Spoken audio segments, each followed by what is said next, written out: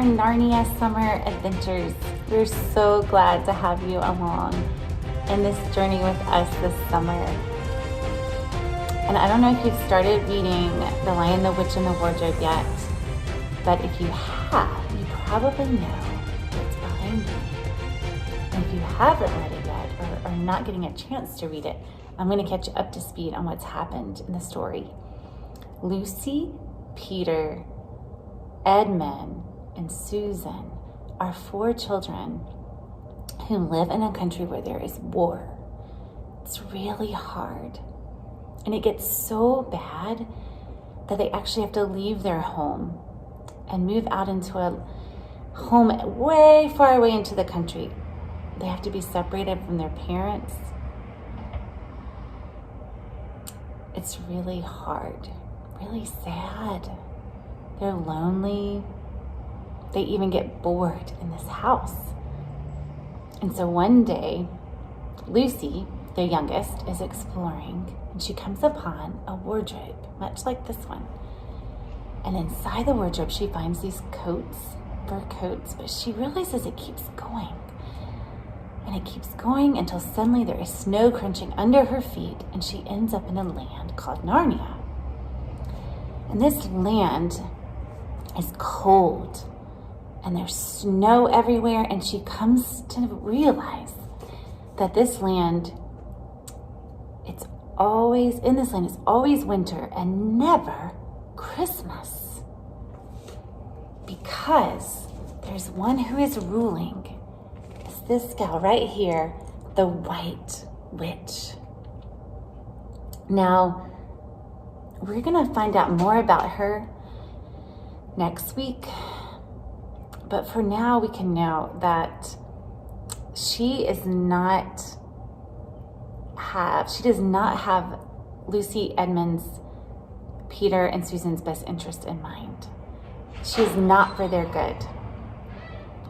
Well, Lucy returns, and none of her brothers or sisters believe her, and she feels even more alone, even more brokenhearted. And sometimes we feel brokenhearted too. We feel just like Edmond, Susan, Lucy, and Peter. And God knows this, and He gives us words and truths to remember when we feel sad and brokenhearted. And we are gonna learn one today. Pastor Tripp and his friends have created a fun rap and some motions for us to learn so we can keep singing this all week. We're gonna learn it hopefully and memorize it this week. So join me and we will stand up and practice this song together.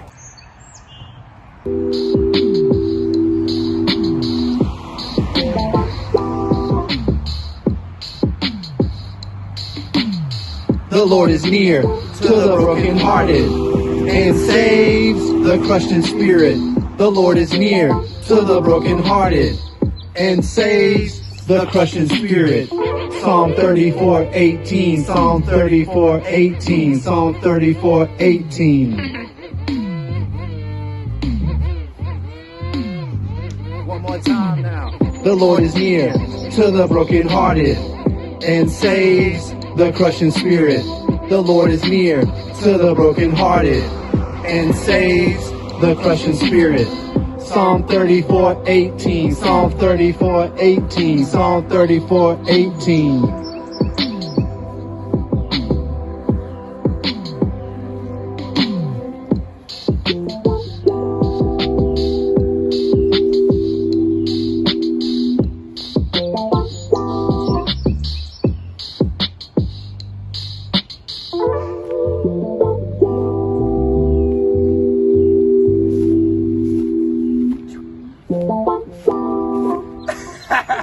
Awesome job.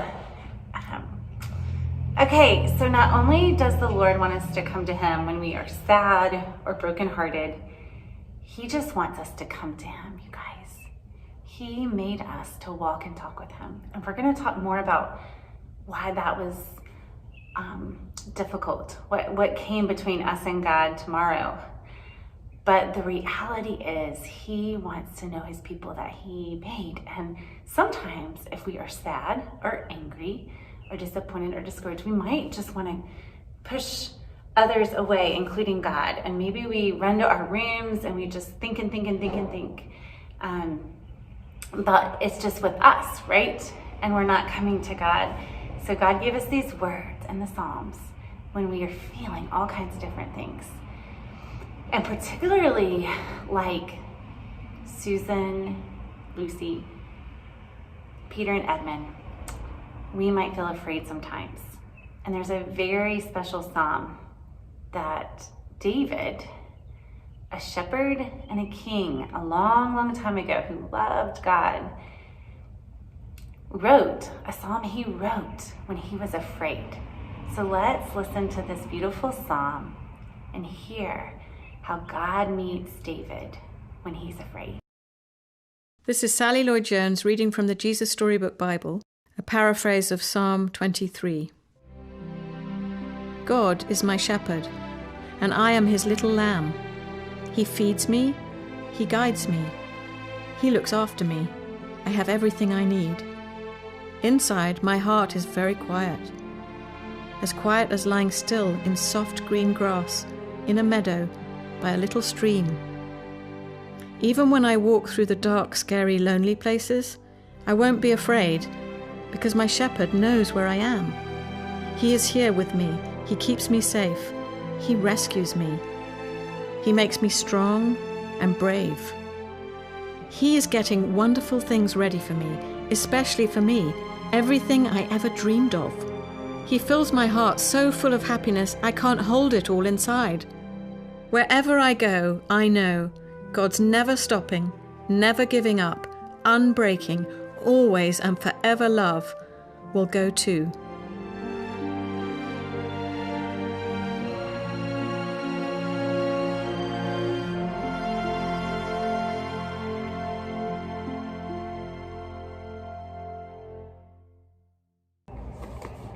So David, even when he went through really scary places, he remembered the truth about who God was, and this comforted him. So I have some faces here that help us maybe, sometimes it's hard to know what we're feeling, right? I struggle with that sometimes. But this is something we could look at, and these are in your bags that you picked up at the church or that you will pick up at the church. And there's faces on here. So this one is funny. This one's embarrassed. Oh, this one is loved. Look at these great emojis. Sad. That's what we talked about. Brokenhearted, right? Angry. Okay, what do you think we would say if we had this face and we were angry? How could we come to God? Maybe we would say, God, I am angry. I am mad about whatever it is, right? And maybe we could say, will you make this right? Because you're powerful. You're more powerful than me. And will you give me patience until it's made right? Maybe we could do that when we're angry. Let's see. What about excited? Maybe something God's given you. You're really excited about it. And you can just, what could we say to God then? What could we say? We could say, Dear God, I am so excited about X, right? Whatever going on this trip or having my friend over. Thank you so much for providing this friend or this trip, right? Let's see, what else? Oh, anxious. This is a big one, right? What do we say when we're anxious to God? Maybe we could say, Dear God, I am feeling nervous or anxious. Will you bring me your peace? We could also ask him, just be with us, right? In all of these, just kind of sit there for a minute. Say, God, I'm sad. I'm angry. I'm nervous. And then just sit there and realize those emotions won't overwhelm you. They won't destroy us. And then remember the truths that we're reciting and reading this week. and let God comfort us. Okay, so we've given you another sheet to write some pieces on that you might be feeling. And so take a minute, and maybe with your brother or sister or mom or dad or grandma or aunt, you can write in an emotion that you've been feeling lately, and you guys can practice how you could come to God with that emotion. Okay? All right, so we have some other fun things for you in your bags, some games you can play, a fun Narnia nature walk. You can look for that in your bags, a fun craft project where you'll make a broken painting to remind you that the Lord is near the brokenhearted and saves the crushed in spirit. And we also have a memory verse book that you'll make today or this week sometime, and you can add all our memory verses for the next 5 weeks into that book to help you remember these great comforting truths that God gives us. Alrighty, guys, we are done for the day.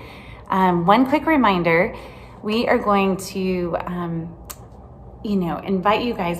Some of you have already come, but we want you to come look for all the clues from Narnia that are hidden in our windows around Redeemer Church.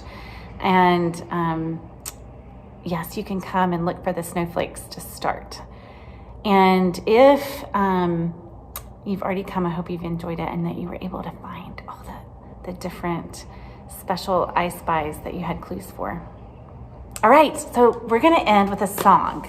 And it's a song that talks about trusting God. And we're going to sing it every week, so you're going to really learn it. And it's going to be on our website if you want to ask your, mom or dad or grandmom to play it for you. But it's called I'm Trusting You, God. You are good. Those are the main words, and there's other words in it, but those are the main ones. They have great emotions. So let's sing that together, and we'll see you next week. You're watching